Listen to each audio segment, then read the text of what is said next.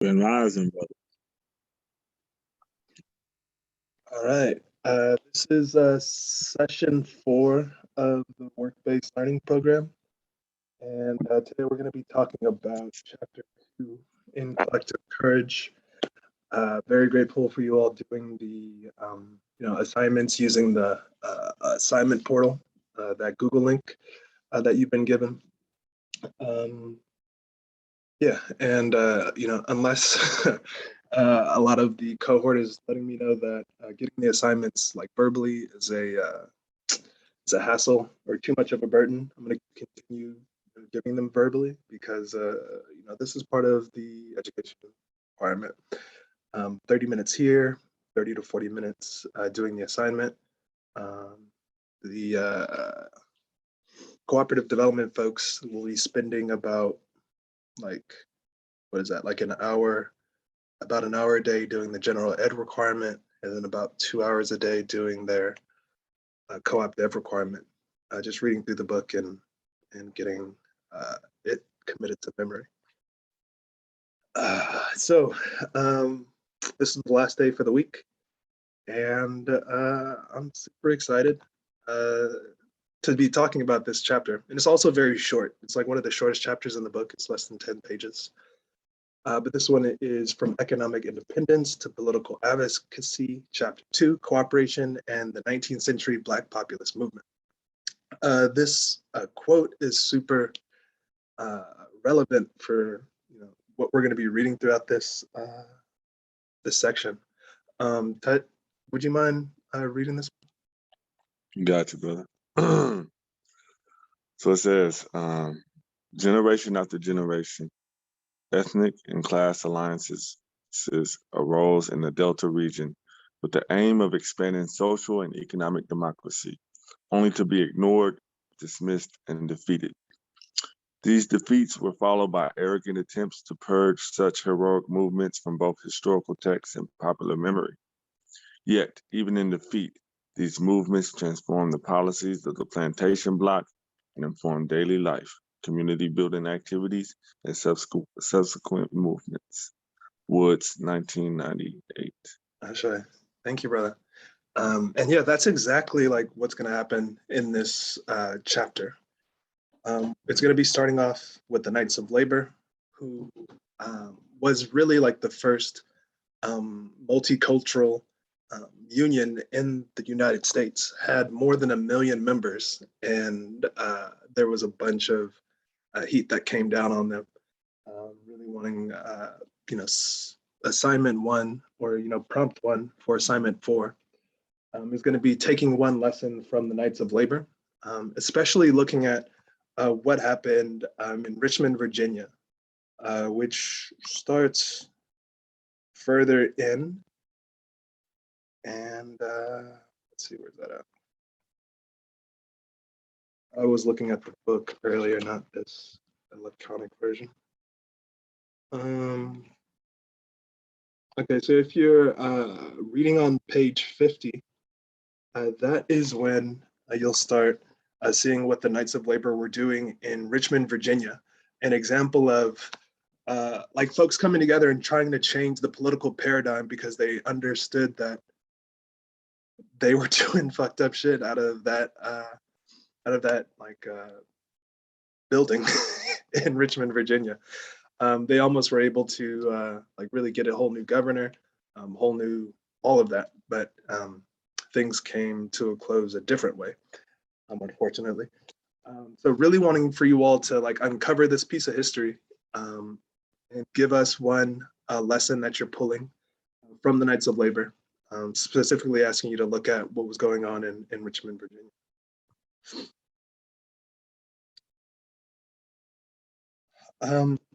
And I think you're going to be seeing as we're reading throughout this book that when one effort is sabotaged or thwarted and is forced to close, another one springs up shortly afterwards. And so that's what you'll find in the Cooperative Workers of America when you're reading through this. And they're kind of shifting their tactics a little bit to account for what happened in the Knights of Labor. And there's more like aligned European Americans like in the front so that the Black folks can be protected and do their work in the back. And you kind of see that nowadays with some of the protests that were going on, at least, a year or two ago when the rebellions were strong. The second prompt that we're going to be giving you for today is about the Black populist movement. And this movement was like really seen throughout the world. And I think it, in some ways, was imported over from Europe and the things that they were doing over there. But interestingly here, race played a role in our abilities as like a whole collective, as a nation, to like to do good things for each other, right? And so prompt 2 is asking you to let us know why the Black populist movement and the white populist movement did not really work well together. And there's a lot of examples in here, and really some like cold stuff about them trying to like control us and feeling like, if they don't got their thumb on us, then we'll just run off and go do whatever. And yeah, really unfortunate that like folks who were supposed to be friends ended up also having some like feeling like they had needs to keep us down so that they would feel okay. So please, take some time to read through that. We had mentioned a technique of reading the first and last sentence of each paragraph early on. Yeah, do that. It's great if you get into the habit of that. When I do it, it maybe takes me like 5-10 minutes to scan through a chapter, and then I get to like go back in and read a little bit more in depth. And that's really what these like Monday to Thursday sessions are for, to help us get into the practice of returning to this information little by little, day by day. Not try and stuff it all in our head at once, but engage with it, approach it, have a conversation. And so, yeah, just really hoping that you all take that chance to do a little day by day and see how that builds up to something huge, rather than try to cram everything at the end of the week or the pay period so that you can get paid. Anything you want to add about the chapter and what we've gone through so far? Yeah, I also want to leave space for Brother Balas's question, but definitely want to. There's a part about the Floor massacre, and just highlighting, just take some notice there. You're going to see a lot of this type of response to Black success, to when things are working from the white outside dominating culture, and just to take a mental note, that this is not the last time you're going to see something like this, and just try to find what you can take away from this. Not nothing fear-based, but just as a tactic of understanding like this is something that's been going on, and maybe today we don't have to deal with those same threats, but being conscious of we are not out the woods yet. So I just wanted to highlight the LaFleur massacre, have you kind of spend more time reading and trying to understand what happened there as well. I think Brother Balasa asked if you could repeat prompt 2.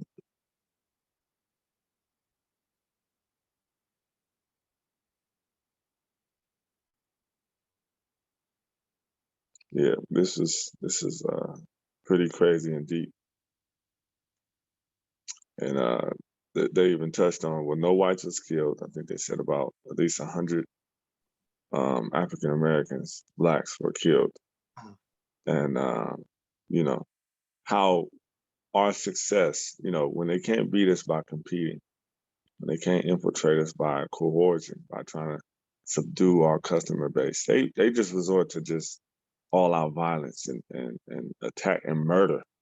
Yeah, I mean, we've seen that really, like, what was it? Was it earlier this year? Like January 6th? Like, they weren't able to get us not to vote. They weren't able to like really stop anything or bring about their ideas, and so they tried to storm the Capitol. Right? And I think we'll see in this book that that act, though like super crazy, isn't something that's like out of the realm of possibility when you look at the timeline of how white European American folks have interfaced with everyone else and forced folks to go along with their viewpoints, really. But to answer Balas's question, prompt number 2, we're asking for you to let us know why the white and black populist movements did not work well together. That's something you'll find like kind of in the middle of the book, or in the middle of this chapter, I should say. And then prompt 3, thank you for bringing us to this, is asking for folks to give us one lesson learned from the LaFleur massacre. And just looking at the book, the LaFleur massacre is going to be, what page is that on? 57. 57, thank you. Thank you. So yeah, those are your 3 prompts for today. I'll go through all of them. Prompt 1, give us one lesson learned from the Knights of Labor, and if you can, from their Richmond, Virginia experience that was going on. Prompt number 2, let us know why the white and black populist movements did not work well together. Prompt number 3, give us one lesson learned from the LaFleur massacre. Okay, and so yeah, as I said before, like really short chapter. So hopefully you'll be able to get through a lot of this, even if after doing the read first and last sentence of each paragraph technique. I'm gonna read a little quote just so you all can kind of get another sample of like what this chapter is saying. So I'm gonna start at the top of here. The white and black populist movements had similar purposes, but often used different strategies. African-American populists supported white programs when it served their interests, such as patronizing Southern Alliance cooperative stores and lobbying for the same legislation. But they pursued their own policies and actions when it did not. White Alliance members tolerated black support, but were intolerant of the organization when it diverged from white aims and control. As Holmes put it, as long as the Colored Alliance supported the programs of the Southern Alliance, many whites tolerated its existence. But when it tried to solve problems that contributed directly to the plight of Southern blacks, bettering their economic conditions and lessening their dependence on whites, it conflicted with the economic and racial policies of the white South. And so that's what we're kind of dealing with in this 1890s situation, where we're maybe 40, 50 years removed from our people being enslaved. We have the skills to make ourselves better, but there's like a conscious effort to make sure that doesn't happen. Lynch the people that try, burn down the properties and the crops. So yeah, not the most happy part of our history, but something that Tut and I think that it's very important for us to know about, to have some context about, and I think once this book is really helpful for kind of showing the game plan of white suppressionists trying to say that whites are supreme, and so I think you'll gain a lot from this. Anything you want to add? Yeah, you took the words right out of my mind, brother, because we can study this and examine a lot of our strategies and our successes and our processes of learning through failure. But on the other end, we can also see the oppressive, nasty, vindictive strategies of the oppressor. It shows a lot of their hands, and this is something that we also talk about deeply when we do our little recaps of the book. And we've been doing this book for like the past 3-4 years. So every time it just highlights, and we can always analyze it to stuff that's happening today as well. And then another point I want to just say for folks about, the prompts and, the process of the whole program is, we can't make it easier. We have to make sure that every hour of that folks are being paid for is fulfilling on the side of the program and of the participants. So we're accountable to you guys, gals, and also to the program. So that's why a lot of this stuff is like, the way it's set up is for you to succeed. So success is not easy. I mean, that's just that's the bottom line. But we have faith. We're also always available, Brother Greg and myself. We make ourselves available, to this program and just to this work periodically throughout the day and even more so throughout the week. So just reach out, send an email, a text, and we'll definitely we're here. Use the resource of the program, use the resource of the facilitators, and I will make sure that you get through this all the way through. Sure, thank you, Tat. So if you all have any questions, feel free to put them in the chat. I'm just bringing our attention back to the curriculum. I think I've shared this with everyone. So I'm placing the YouTube videos here where it says day 1, 2, 3, etc. So the day 4 will be there. Any materials you need for the week are here as well. So the screenshots for the first bits before I delivered the books, as well as the general assignment portal. You're going to use the same one each time. It'll allow for you to put multiple things in there. Yeah, I guess I'll just add that Tat and I are doing our best to lay out the information and help you go get it, but we're not trying to spoon feed you. We want for you to like build that muscle for yourself. And so that's why, yeah, we're kind of doing this in the way that we're doing it. I think I'll recap the assignments and I will, and then that may be it. Okay, so yesterday, assignment number 3 was for prompt 1, giving us one lesson from the overview. This was for the like part 1 section and the chapter 1 of Collective Courage. So give us one lesson from the overview. Give us one intentional community you're inspired by for prompt number 2. And prompt number 3, give us one mutual aid story you're inspired by. And when I'm saying the overview, that is talking about, part 1, which is pages 27 to 30.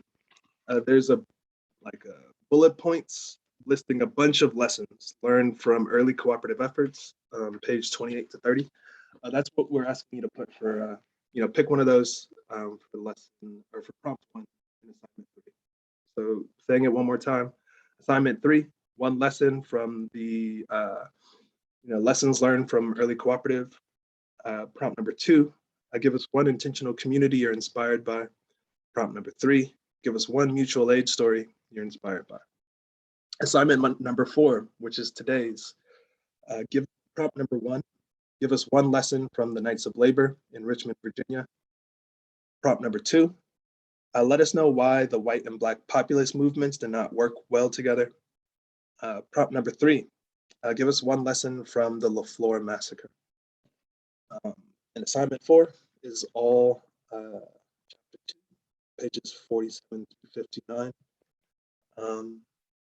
Yeah, so I appreciate you all, taking the time to dig this this history up for us, because it's up to us to keep it alive and well. I think the last thing I'll answer, and then I'll see if there's any more questions or if Tet has something to close us with. The pay period for apprentices in this cohort is from the Monday that we started until next Friday. On Monday the 26th, we'll be getting you guys time cards to fill out so you can get paid that Friday. I mean, you'll be getting paid for the education hours that you've done, which is going to be slightly dependent upon you submitting the assignments. And then the particular program hours that you're doing, that 10 hours, whether it's for the discovery and navigation, co-op development, or for the apprenticeship track. So all of that is coming. I just wanted to let you all know that, we got it together and we're just in the first pay period now. It'll be 2 times a week that folks are getting paid, or I'm sorry, 2 times a month. Looks like I've answered most of the questions. Tut, anything else you want to add? No, just great week, great first week. Just know that things will get smoother. And man, looking forward to continuing to dig deep and also reveal and uncover some things within each and every one of you Sure. to add to the community that we're developing right here in Oakland, California. So yeah, great Sure. job, baby. Thank you. And I just want to let you all know, week 2, we're going to be doing more cooperative history, but also starting to do some self-awareness and getting some tools to help us like talk about where we're at personally and what we need. So yeah, really excited for you all to come next week and the weeks afterwards. And yeah, we'll keep doing this. And thank you. Okay.